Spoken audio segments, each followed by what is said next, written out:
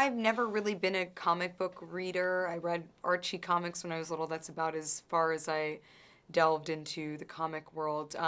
So being a part of this whole Marvel universe is a whole new foray. you know, I think playing this character, the Black Widow has such an complex and long-standing and diverse origin story behind her.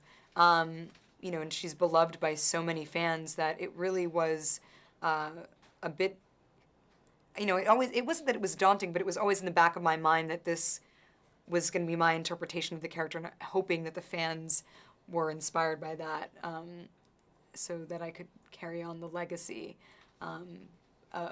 It's these movies are really, geared towards fans, and it's an exciting process to be a part of.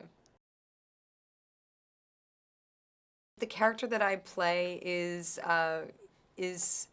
a very a highly ambitious, highly trained, and motivated character. I mean, her eyes stay on the prize, and she is a part of a organization that is really bigger than herself, and it's bigger than Iron Man. And her purpose in this film is to, I think, to allow Iron Man to come to the realization, or intervene in some way, for him to come to the realization that his ability is really bigger than his ego, and his capability is more important than sort of he could ever have imagined. He's a part of a universe that's much more expansive than he could ever have imagined.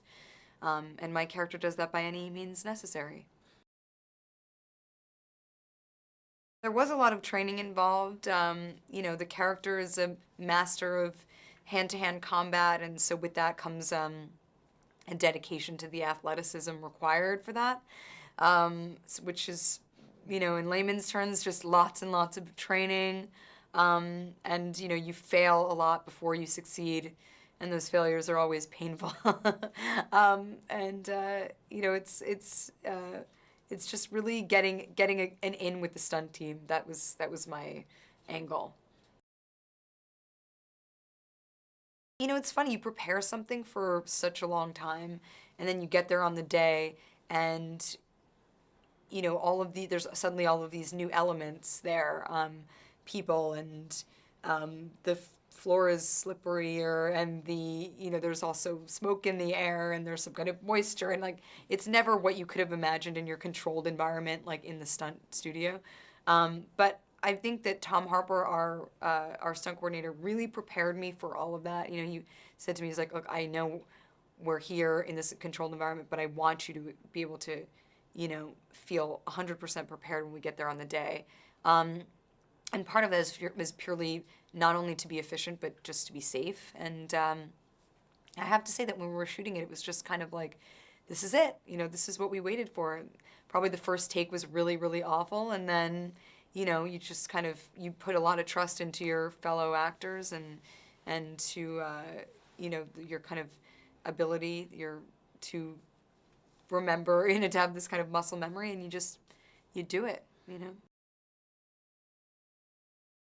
The costume is it's a sort of a navy blue cat suit of sorts, and it's kind of utilitarian. It functioned very well. It was very flexible. It was breathable, and Mary Zofries, our costume designer, was just an absolute genius in engineering it somehow.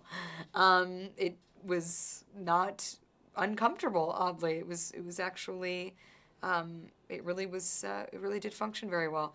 And it's, by the time I actually had to put it on, I was so prepared for it that I zipped it up, and, bracelets and everything and all this stuff. And you go on set, and just to have the Marvel guys be like, sweet, that looks great. They're just kind of like, wow, there it is right in front of us. That felt pretty great.